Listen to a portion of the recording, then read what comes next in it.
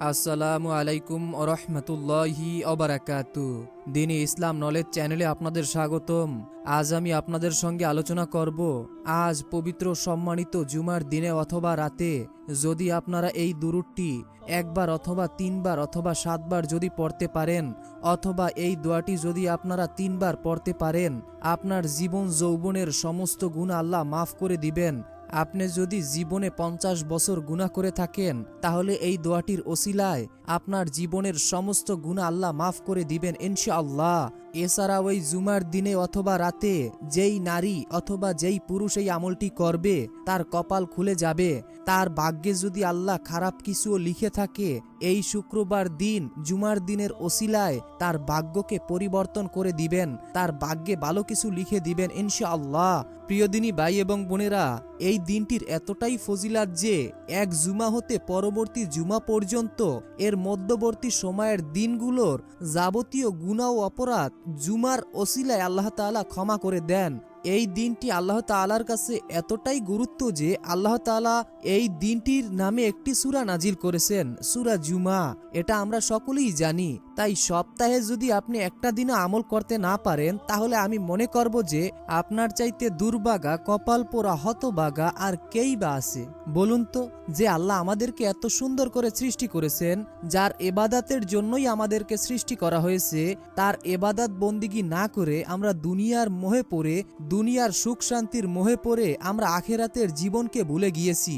অথচ আমাদের আখেরাতের জীবনই হচ্ছে চিরস্থায়ী জীবন, যেখানে শুরু আছে শেষ নেই। এই পৃথিবীর জীবন এক সময় না এক সময় শেষ হয়েই যাবে, কিন্তু আখেরাতের জীবনের শুরু আছে কিন্তু শেষ নেই। তাই আপনি যদি নবীজির সঙ্গে জান্নাতে যেতে চান, জীবনের সমস্ত গুনাহকে মাফ করাতে চান, এবং যদি আপনার পরিবার ও সংসার থেকে অভাব অনটন দারিদ্রতা দূর করাতে চান, এছাড়াও যে সকল দিনী ভাই ও বোনদের খুবই অভাব কষ্টের ভিতরে জীবন যাপন করছেন, সংসারে কোনোভাবেই আয় উন্নতি হচ্ছে না, হাজারো চেষ্টা করার পরেও সব যেন বিগড়ে যাচ্ছে, তাদের আমি অনুরোধ করে বলবো, আজকের এই ফজিলতপূর্ণ দিনে আপনারা এই আমলটি করে যান। আপনার জীবন পরিবর্তন হয়ে যাবে, ভাগ্য খুলে যাবে, আল্লাহ তাআলা আপনার উপরে রহমত অবতীর্ণ করবেন, ফেরেশতারা আপনাদের জন্য দোয়া করবেন। তাই মনের ভিতরে শতভাগ বিশ্বাস ও ইয়াকিন নিয়ে আমলটি করবেন। এই উদ্দেশ্যে ভিডিওটি না টেনে একদম শুরু থেকে শেষ পর্যন্ত দেখতে থাকুন। অনুরোধ করছি, আমরা এই প্রথমবার নারীদের ছবি ছাড়া কিংবা হারাম কোনো ছবি ছাড়া ইউটিউব এবং ফেসবুকে ভিডিও দিয়ে থাকছি।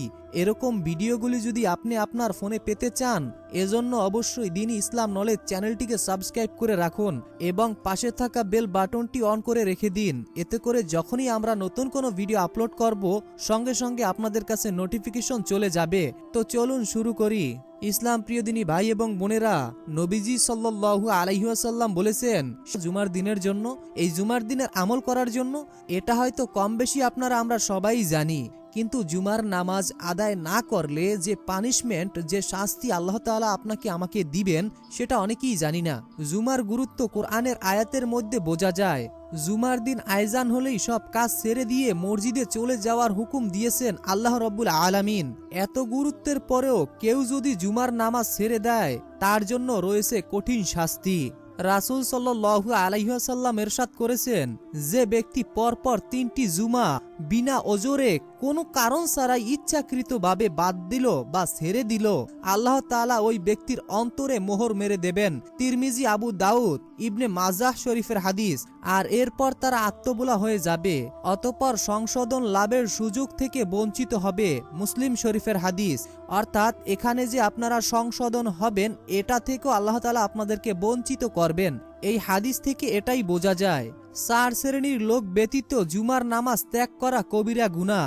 যে 4 ব্যক্তি চাইলে জুমার নামাজ না আদায় করলেও চলবে। 4 শ্রেণীর লোক হলো কৃতদাস, স্ত্রী লোক, অল্পপ্রাপ্ত বালক, মুসাফির ও রোগ আক্রান্ত ব্যক্তি। আবু দাউদ শরীফের হাদিস।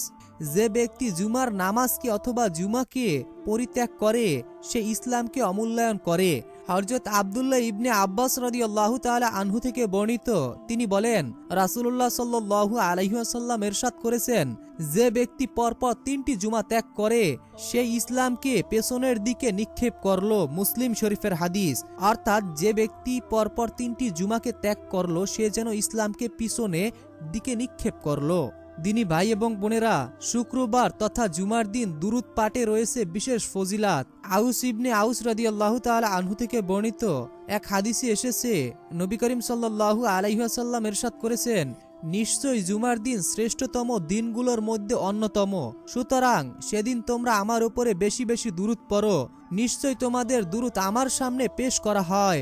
অর্থাৎ যদি আপনি চান আপনার পাঠকৃত দুরুদ ফেরেশতারা নবীজির সামনে উপস্থিত করুক, তাহলে অবশ্যই আজকের এই আমলটি করে যান এবং এই দোয়াগুলো শিখে যান। জীবন পরিবর্তন হবে, ভাগ্য খুলে যাবে। ভিডিওটি যারা এই পর্যন্ত দেখে আসছেন, কমেন্ট বক্সে মাত্র 3 বার আমিন লিখে উন্মুক্ত দোয়ায় শরীক থাকুন। কেননা কে জানে যে কখন কার মুখ থেকে বলা আমিন আল্লাহ তাআলা কবুল করে নেন। অন্য এক হাদিসে নবীজি সাল্লাল্লাহু আলাইহি ওয়াসাল্লাম ইরশাদ করেছেন, তোমরা জুমার রাতে ও জুমার দিন আমার উপরে বেশি বেশি দুরুদ পাঠ করো। যে ব্যক্তি আমার উপরে একবার দুরুদ পাঠ করে, আল্লাহ তার উপরে 10টা রহমত নাজিল করেন, তার পরিবার ও সংসার থেকে অভাব অনটন দূর করে দেন এবং তাকে এমন এমন জায়গা থেকে, এমন এমন উৎস থেকে রিজিক দান করেন যা সে কখনো কল্পনায় ভেবে দেখেনি। তো দিনী ভাই এবং বোনেরা, সর্বপ্রথম আমি আপনাদেরকে একটি দুরুদ বলবো। দুরুদটি মনোযোগের সাথে আপনারা শুনবেন এবং মুখস্থ করে নেবেন। বিসমিল্লাহির রহমানির রহিম। আল্লাহুম্মা সাল্লি আলা মুহাম্মাদি ওয়া আলা আলি মুহাম্মাদ কামা সাল্লাইতা আলা ইব্রাহিম ওয়া আলা আলি ইব্রাহিম ইন্নাকা হামিদুম মাজিদ। আল্লাহুম্মা বারিক আলা মুহাম্মাদি ওয়া আলা আলি মুহাম্মাদ কামা বারাকতা আলা ইব্রাহিম ওয়া আলা আলি ইব্রাহিম ইন্নাকা হামিদুম মাজিদ। আমি আশা করি আপনারা সকলেই এই দুরুদটি শুনতে পেরেছেন। তো আমি আশা করি আপনারা সকলেই এই আমলটি সম্পূর্ণ জেনে তারপরে করবেন। তো এই আমলটি এবং দোয়াগুলো বলার আগে আমি আপনাদেরকে পবিত্র কোরআনের এমন একটি সূরা শোনাতে যাচ্ছি, যে সূরাটি শোনার দ্বারাই মনের আশা পূরণ হয়ে যাবে। আজ যেহেতু পবিত্র শুক্রবার, জুমার দিনে অথবা রাতে যে কোনো সময় যদি আপনারা এই সূরাটি শুনতে পারেন, আপনার ঘরে থাকা অভাব অনটন পালিয়ে যাবে, দূর হয়ে যাবে। পবিত্র জুমার দিন সূরা কাহাফের ফজিলাত যে এত বেশি, যা আপনাদেরকে বলতে গেলে ভিডিওটি আরো অনেক লম্বা হয়ে যাবে। অতিরিক্ত কথা বলে আপনাদের মূল্যবান সময় নষ্ট করতে চাই না। এই সূরা কাহাফের ফজিলাত হচ্ছে, যদি আপনি এটি মনোযোগের সাথে তেলাওয়াত করেন অথবা শোনেন, তাহলে যতটা হরফ আপনি শুনবেন, এক একটি হরফে আপনি জুমার দিনের ওসিলায় 20টি করে নেকি আপনার আমল নামায় যোগ হবে। অর্থাৎ ফেরেশতারা আপনার আমল নামায় 20টি করে নেকি লিখে দিবেন এবং কিয়ামতের দিন এই হরফগুলো আপনার জন্য নূরে পরিণত হয়ে যাবে এবং আল্লাহ আপনার উপর খুশি হয়ে আপনার উপরে রহমত অবতীর্ণ করবেন। ফেরেশতারা আপনার জন্য রহমতের দোয়া করতে থাকবেন। আপনার উপর আসা বালা মুসিবত, সকল ক্ষতি থেকে আল্লাহ আপনাকে হেফাজত করবেন। আপনার টাকা পয়সায় যদি বরকত না থাকে, আল্লাহ আপনার টাকা পয়সার ভিতরে বরকত দান করবেন। যাদের হায়াত এবং রিজিকে বরকত চান, অবশ্যই এই সূরাটি শুনে যান। এবং যাদের মনের আশা দীর্ঘ দিন ধরে পূরণ হচ্ছে না, অভাব অনটন লেগেই থাকে সব সময়, সূরাটি শোনেন, মনের আশা পূরণ হবে, অনেক নেকি এবং অনেক সওয়াব লাভ হবে ইনশাআল্লাহ। তো আগে আমরা মনোযোগের সাথে সূরাটি শুনবো, তবে তার আগে মহান আল্লাহর কাছে দোয়া করি, হে আল্লাহ, যে যেই উদ্দেশ্য নিয়ে, যে যেই মনের আশা ও ভরসা নিয়ে এই সূরাটি শুনছে বা শুনবে, আপনি সকলের মনের আশা ও মনের মাকসুদ গায়েব থেকে অলৌকিকভাবে পূরণ করে দিন। যারা অভাবে আছে, অভাব দূর করে দিন। যারা গুনাহ মাফের উদ্দেশ্যে এই সূরাটি শুনতেছে, আপনি তাদের গুনাহকে মাফ করে দিন। যারা তাহাজ্জুদ নামাজ আদায় করার সওয়াবের আশায় এই সূরাটি শুনতেছে, আপনি তাদেরকে তাহাজ্জুদ নামাজ আদায় করার সওয়াব দিয়ে দিন। যারা নফল ইবাদত করার সওয়াবের জন্য সূরাটি শুনতেছে, আপনি তাদের নফল ইবাদত করার সওয়াব দিয়ে দিন। হে আল্লাহ, আপনি তো আলিমুল গায়ব। আপনি বিসমিল্লাহির রহমানির রহিম। আল্লাহুম্মা ইন্নী আসআলুকা বিআন্নাল্লাকাল হামদু লা ইলাহা ইল্লা আনতাল মান্নান বা'দুস সামাওয়াতি ওয়াল আরদ ইয়া জাল জালালি ওয়াল ইকরাম ইয়া হাইয়্যু ইয়া কাইয়্যুম। এই দোয়াটি পড়ার দ্বারা আপনাদের মনের যে কোনো ইচ্ছা, যে কোনো আশা আল্লাহ পূরণ করে দিবেন। তবে নিয়মটি জেনে এরপরে আমল করবেন, না হলে কিন্তু আপনারা অনেকেই ফল পাবেন না। বিসমিল্লাহির রহমানির রহিম। রদিতু বিল্লাহি রব্বাও অবিল ইসলামি দিনাও অবি মুহাম্মাদিন নাবিয়া রসুলা। বিসমিল্লাহির রহমানির রহিম। সামিনা ওয়া আতানা গুফরানাকা রব্বানা ওয়া ইলাইকাল মাসির। অর্থ, আমরা শুনলাম এবং মানলাম, হে আমাদের রব, আমরা আপনার নিকটই ক্ষমা প্রার্থনা করি আর আমরা সকলেই আপনার দিকে প্রত্যাবর্তন করি। সুবহানাল্লাহ। দিনী ভাই এবং বোনেরা, দোয়াগুলো মনোযোগের সাথে শুনুন, এরপরে দোয়াগুলোর নিয়ম জেনে নিন। বিসমিল্লাহির রহমানির রহিম। রব্বিক ফির ওয়ারহাম ও আংতা খাইরুর রাহিমিন। রব্বিক ফির ওয়ারহাম ও আংতা খাইরুর রাহিমিন। অর্থ, হে আমাদের রব, আপনি ক্ষমা করুন, দয়া করুন এবং আপনি সর্বশ্রেষ্ঠ দয়ালু। সুবহানাল্লাহ। ইসলাম দিনী ভাই এবং বোনেরা, আমি আশা করি আপনারা সকলেই মনোযোগের সাথে দোয়াগুলো শুনেছেন এবং এই আমলটি করবেন এই আশা নিয়ে এখনো বসে আছেন। তো আমি আপনাদেরকে নিয়মটি বলে দিচ্ছি কিভাবে আপনারা কোন সময় এই দোয়াগুলো পড়বেন। যেহেতু বিশেষ করে এই আমলটি আপনারা জুমার দিনে অথবা রাতে যে কোনো সময় আপনারা করতে পারবেন, যখনই আপনি সময় পাবেন তখনই করতে পারবেন। তবে এই আমলটির নিয়ম হচ্ছে, যদি আপনারা যে কোনো সময় করতে চান, অর্থাৎ ধরুন এখন আপনি জুমার আগে দেখতেছেন, অর্থাৎ জুমার নামাজের অনেকটা আগে দেখতেছেন অথবা জুমার নামাজের শেষেও দেখতেছেন। কিভাবে আমলটি করবেন দেখুন, যখন আপনারা এই আমলটি করবেন আপনারা চেষ্টা করবেন যে কোনো নামাজের পরে এই আমলটি করার, অর্থাৎ এই দোয়াগুলো যে বলে দিলাম এগুলো আপনারা যে কোনো নামাজের পরে পাঠ করার চেষ্টা করবেন, আমল করার চেষ্টা করবেন। আর যদি আপনারা নামাজের বাহিরে আমলটি করতে চান যে কোনো সময়, তাহলে সর্বপ্রথম মনে রাখবেন অজু করে নিতে হবে। এরপরে আপনারা সর্বপ্রথম নবীজির ওপরে দুরূদ পড়ে নেবেন। সর্বপ্রথম আমি আপনাদেরকে যেই দুরূদ বলে দিয়েছিলাম সেই দুরূদ আপনারা চাইলে মাত্র 3 বার অথবা 7 বার পড়ে নেবেন, অথবা আপনাদের সুবিধার জন্য ছোট একটি দুরূদ এখনই বলে দিচ্ছি। বিসমিল্লাহির রহমানির রহিম। সাল্লাল্লাহু আলাইহি ওয়াসাল্লাম, সাল্লাল্লাহু আলাইহি ওয়াসাল্লাম। এটি হচ্ছে সবচাইতে ছোট দুরূদ। আপনারা চাইলে এটিও পড়তে পারেন, অথবা আপনার যেটি জানা আছে, আপনার যেটি মুখস্থ আছে সেটিও পড়তে পারেন, কোনো সমস্যা নেই।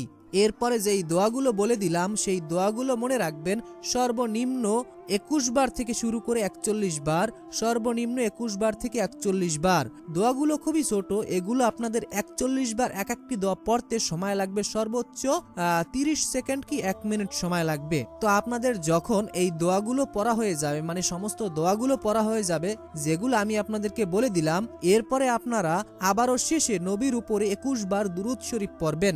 মনে রাখবেন প্রথমে আপনারা যেই দুরূদ শরীফটি পড়ছেন, ধরুন আপনি প্রথমে সাল্লাল্লাহু আলাইহি ওয়াসাল্লাম এই দুরূদ শরীফটি 21 বার পড়েছেন এবং শেষেও আপনাদেরকে কিন্তু সেই 21 বার ওই দুরূদটি পড়তে হবে।